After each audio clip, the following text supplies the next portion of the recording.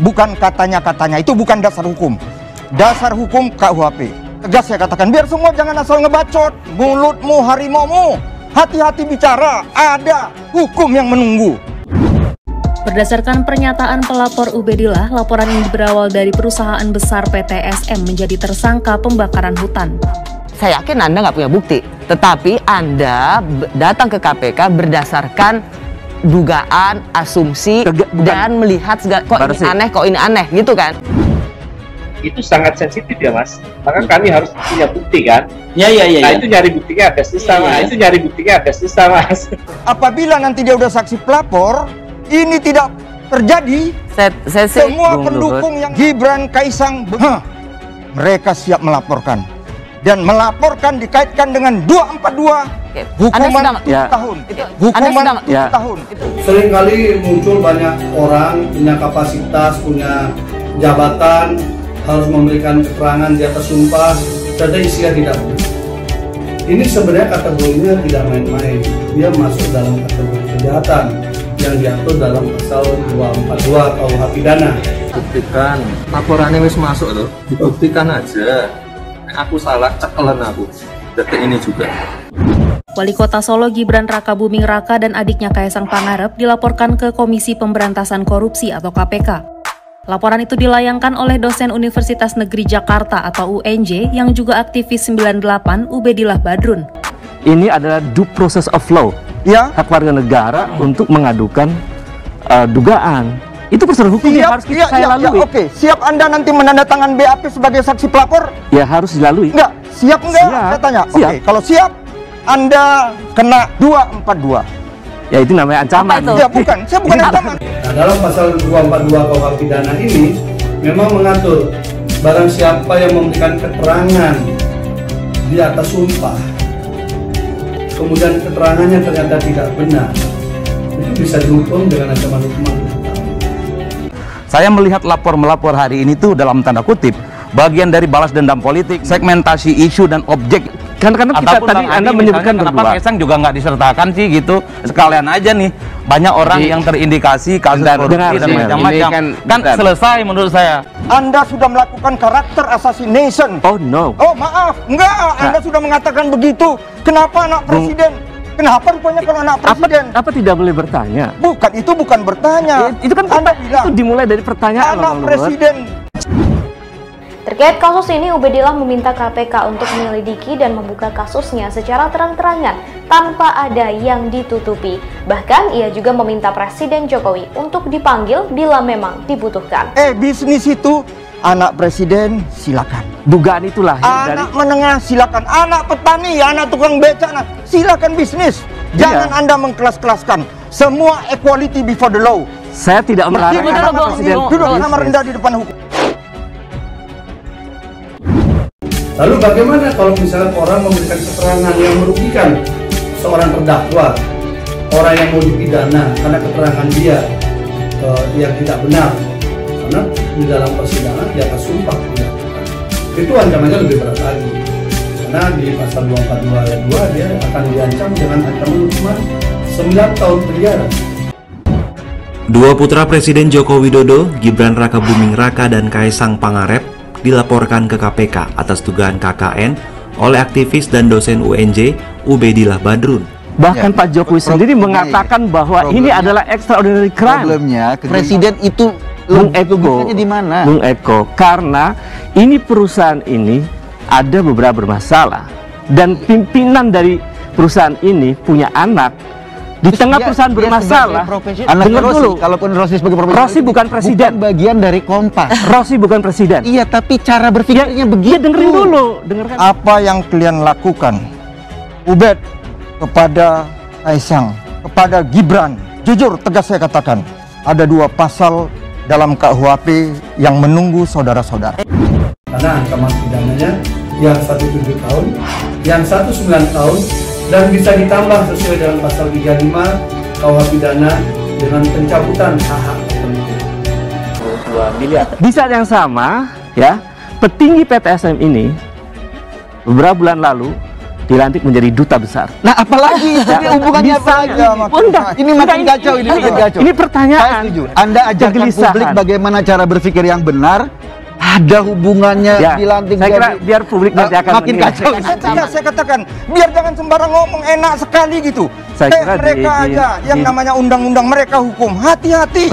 Di negara yang demokrasinya matang dan di negara yang pola politik dan hukumnya civilized, beradab, apa yang saya lakukan itu adalah bagian jalan terhormat bahwa saya warga negara bertanggung jawab untuk masa depan Republik. Yang dikatakan oleh Ubed ini enak sekali. Saya punya keyakinan tidak, kan produk politik. Ya mereka bagian daripada elit-elit kelompok partisan ini sendiri. Dengan orang-orang kultur dan karakternya seperti ini. Rame-rame ini semua mencari popularitas. Sudah bikin BAP tidak? Laporan Anda di KPK itu banyak laporan puluhan ribu. Tapi kalau nggak mau di BAP gimana mau dilanjutkan? Kalau di era Orde Baru itu butuh waktu lama untuk kemudian membuat keluarga presiden itu terlibat dalam bisnis. Kalau ini belum 10 tahun. 242 sebagai saksi pelapor. Nanti kalau ini berjalan, tapi saya yakin ini nggak berjalan kok, hanya politik. Nah karena itu saya kira kita semua harus berhati-hati ketika coba memberikan keterangan baik di pengadilan maupun karena jabatan, memberikan keterangan seperti itu agar tidak sampai masuk kategori memberikan keterangan di atas sumpah secara tidak benar. Kami membawa bukti, dalam bahasa hukum mungkin disebut sebagai bukti permulaan. Jadi jangan katakan tidak ada bukti. Dan bukti itu kita ambil secara resmi, legal, melalui sudah prosedur hukum. Itu sangat sensitif ya Mas. Maka kami harus punya bukti kan. Nah itu nyari buktinya agak susah Mas. Itu nyari buktinya agak susah Mas. Saya juga bukan menggertak Rosi. Indonesia negara hukum. Hati-hati ya, terukurlah kalau bicara. Karena ini bahaya loh. Itu yang saya katakan tadi, 242. Karena apapun nanti kalau dia mau terus lanjut, dia harus siap di BAP sebagai saksi pelapor. Ada juga bisa diberikan pidana tambahan dalam dua perbuatan tadi, yaitu bisa diberikan pidana tambahan seperti pencabutan hak memilih dipilih, hak dengan banyak hal yang sudah diatur di dalam pasal 35 KUH pidana juga. Kami melakukan riset, kami melakukan analisis teoretik bahwa salah satu buku penting ya sebetulnya yang ditulis oleh Yusihara Harakunio yang dia nulis soal erzat kapitalisme. Nah kaitannya dengan Gibran dan Kaesang? Iya, nanti kaitannya saya jelaskan. Gunakan dengan cara atau logika yang benar. Semua presiden bersih yang dilaporkan beberapa orang saja. Padahal ada calon-calon presiden lain loh. Itu berikutnya Mas. Dilaporkan. Siap aja. Berikutnya kan masalahnya sekarang itu jadi jangan juga itu yang pertama. Putra sulung Presiden Joko Widodo ini justru menantang Ubedillah Badrun untuk membuktikan dahulu tuduhannya. Gibran mengaku siap ditangkap apabila dia terbukti bersalah seperti yang dituduhkan. Kenapa rupanya kalau anak presiden, anak presiden, anak menteri, anak pengusaha, anak rakyat, anak petani, semua bisa kok. Tapi kalau presiden itu pejabat publik, sebagai pejabat publik, dia punya tanggung jawab. Ketika beliau disumpah, itu tidak boleh menerima sesuatu, memberikan sesuatu baik langsung maupun tidak langsung. Jadi itulah menyebabkan pidana ini menjadi pidana yang sangat penting. Pidana yang harus diingatkan kepada semua orang agar tidak mudah bersumpah palsu dan memberikan keterangan palsu. Anak presiden dengan grup bisnis yang diduga terlibat pembakaran hutan. Jadi memang ini kisahnya dari tahun 2015. Objek yang dilaporkan itu beda. Mencoba untuk menggeser bahwa isu bukan lagi soal fundamentalisme, bukan lagi soal tentang kadrun, tapi ini ada isu yang cukup penting di lingkaran kekuasaan saat ini. Terkait kasus ini, Ubedillah meminta KPK untuk menyelidiki dan membuka kasusnya secara terang-terangan tanpa ada yang ditutupi. Bahkan ia juga meminta Presiden Jokowi untuk dipanggil bila memang dibutuhkan. Karena yang dilaporkan itu rata-rata orang yang ada di kekuasaan. Ada Pak Luhut, ada Pak Erik, ada Ganjar, ada Ahok. Kan begitu, ada Kaesang, ada Gibran. Yang terkait. Dua putra Presiden Joko Widodo, Gibran Rakabuming Raka dan Kaesang Pangarep, dilaporkan ke KPK atas dugaan KKN oleh aktivis dan dosen UNJ Ubedillah Badrun. Ini kayaknya ada tebang pilih gitu. Ada segmentasi yang di Solo, ada yang di Jakarta. Oke, Jadi saya menyebutnya ini bagian balas dendam sehingga menghambat proses 2000. Ini nggak ada denda. Ya silakan dilaporkan, kalau salah ya kami siap. Untuk masalah track recordnya ya tanya Kaisang. Kepentingan bahasa ini diserahkan kepada Adi Mas Ardi. Enggak dong, juga ikut karena juga logika tadi yang Anda sampaikan, saya ingin KPK memverifikasi calon presiden yang itu sudah terjawab banyak. Ya, cek aja, cek aja. Ya cek aja, kalau ada yang salah ya silakan dipanggil. Salah ya apa ya dibuktikan. Ini tidak lebih dari sekedar ingin menggeser isu balas dendam politik, dan rata-rata pelapornya adalah Bang Ubed, Bang Adi Mas Ardi yang dulu kita tahu adalah orang yang sangat kritis terhadap Jokowi. Mereka sangat oposan terhadap pemerintah. Emangnya masih zaman minta proyek sama orang tua yang di pemerintahan, dasar besok. Anda nggak melaporkan kriterianya. Kan itu calon presiden loh, surveinya. Nggak melaporkan Sandiaga Uno, surveinya tinggi. Wali Kota Solo Gibran Rakabuming Raka menanggapi pelaporan dirinya ke Komisi Pemberantasan Korupsi atau KPK oleh dosen Universitas Negeri Jakarta UNJ Ubedillah Badrun. Yang penting tempur dulu, ribut itu belakangan. Bangun akurmasi dan macam-macamnya. Karena apa yang disampaikan oleh Bang Ubed, Bang Adi, ketika misalnya ditanya bukti-bukti barunya juga agak bingung.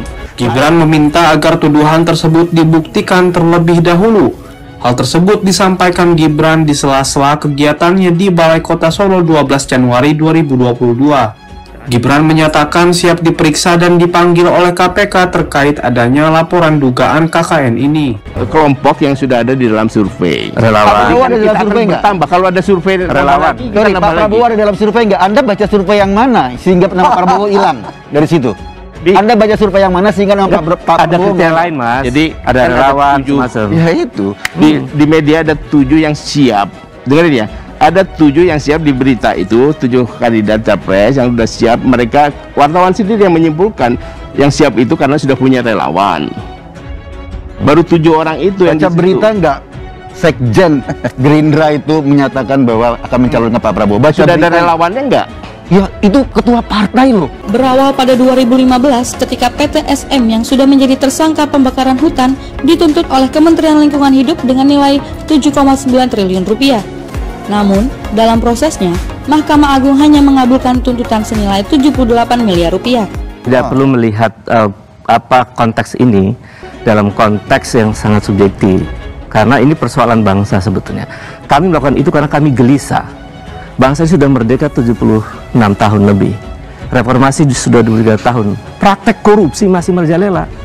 Dalam laporan ke KPK tersebut, Ubedillah mengaku membawa bukti-bukti data perusahaan serta pemberitaan terkait adanya pemberian penyertaan modal dari Ventura. Ya. Memang mereka mau coba memojokkan kita. Pak Joko Widodo yang tegas mengatakan jadikan hukum panglima. Awal ini jelas merusak orang-orang yang sudah dilaporkan, merusak kredibilitas mereka. Orang yang muncul di survei sebagai kandidat capres, sebagai kandidat gubernur, otomatis sejak dilaporkan nama-nama mereka sudah ada persepsi negatif yang sudah muncul di orang. Kalau ya silakan dilaporkan, kalau salah ya kami siap. Untuk masalah track recordnya ya tanya Kaisang. Tahun 2002 ini, tahun 2002 ini harus dibersihkan semua nama itu sehingga pas 2003 itu sudah bersih semua. Sekarang kita tunggu kapan janji Anda tadi melaporkan calon-calon presiden yang lain. Kita tunggu. Kalau Anda nggak melaporkan, kita berbohong di depan publik. Ente pingin pemilu itu ke depan tuh pilu. Kemarin setuju, tapi jangan tebang pilih dong laporannya. Yang dilakukan terus soal agama, soal macam-macam. Kita tidak ingin itu. Kita ingin bersih dari korupsi, bersih dari soal agama, sehingga tidak ada tebang ke depan pilih. Itu kampanye itu pencerdasan pendidikan politik. Kalau itu saya kira Bang Adi semua setuju, kita semua setuju. Yang jelas kesalahannya di mana? Eko nih. Uang 92 miliar rupiah itu untuk membeli saham PMMP diperoleh melalui utang pada perusahaan private equity di Singapura bernama Walker Strategic Investment. Dibuktikan tuh, mau tangkap sekarang aja nggak apa-apa. Jadi jangan alergi dengan istilah balas dendam. Maksud saya adalah teman-teman aktivis civil society ini kan dendam itu menggeser. Jadi isu agama itu bukan satu yang serius ditakuti gitu. Dendam isu korupsi loh. Dendam itu kan sebenarnya ingin disampaikan kan. Dendam itu diksi bukan negatif. kadrun-kadrun lagi. Pelapor itu juga harus bisa membuktikan kapasitasnya sebagai pelapor yang baik. Artinya laporannya memiliki kepentingan secara langsung atas diri pelapor. Kemudian juga pelapor juga punya kepentingan bahwa dengan dilaporkan ini penegakan hukum bisa lebih baik lagi. Tapi apa yang kami lakukan adalah sesuatu yang berharga bagi kepentingan bangsa di masa depan. Karena isu yang kami angkat adalah isu korupsi. Ya, kalau soal kritik, silakan bisa di-track. Saya sejak zaman Orde Baru sampai memperbaiki bangsa. Itu kan hak disediakan oleh undang-undang dan sangat konstitusional. Kami mohon juga silakan saja buktikan dengan bukti-bukti yang akurat disertai dengan saksi-saksi. Jangan terlampau dalam tanda kutip intimidatif juga kalau ada yang begini-begini. Tidak, saya cuma beresin logikanya aja gitu. Khawatir diskursus kita yang menarik ini kemudian logika begini masalah kalau ini saya menikmati betul. Kalau indahnya ini saya berharap jadi pendoa. Yang pertama harus dicatat adalah yang membeli 8% saham PNNP senilai 92 miliar rupiah itu bukanlah Kaesang. Yang melakukan pembelian adalah PT Harapan Bangsa Kita alias GK Hebat yang berdiri pada 2019. Kami membawa bukti, dalam bahasa hukum mungkin disebut sebagai bukti permulaan. Jadi jangan katakan tidak ada bukti. Dan bukti itu kita ambil secara resmi, legal, melalui sudah prosedur hukum. Ya, saya juga bukan menggertak, Rosi. Indonesia negara hukum. Hati-hati, ya, terukurlah kalau bicara. Karena ini bahaya loh.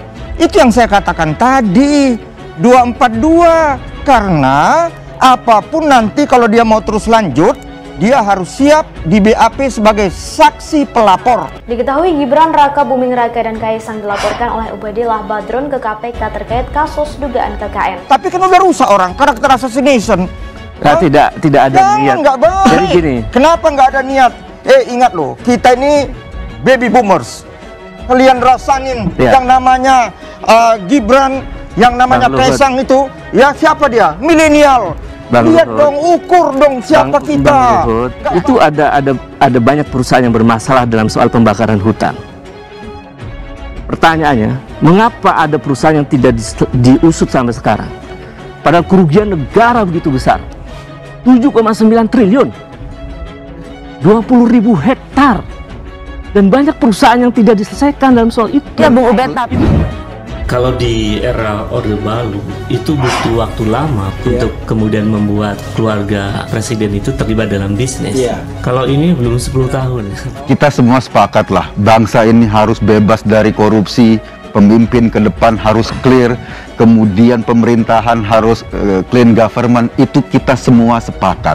Tetapi untuk menegakkannya perlu dengan akal sehat, nggak juga menggunakan narasi-narasi besar ini dengan akal yang lompat-lompat tadi untuk kemudian berlindung di balik narasi besar. Nanti publik juga akan bingung, kok begini menegakkan narasi besar dengan proses kita perlu mengajarkan publik bagaimana berdemokrasi yang sehat dengan akal sehat, bagaimana menegakkan hukum yang sehat juga dengan akal sehat, tidak menjadikan narasi besar ini sebagai tameng seolah-olah kita sudah memperjuangkan narasi besar padahal ujung-ujungnya tadi ini cuma menjelang tahun politik saja. Itu yang saya khawatirkan.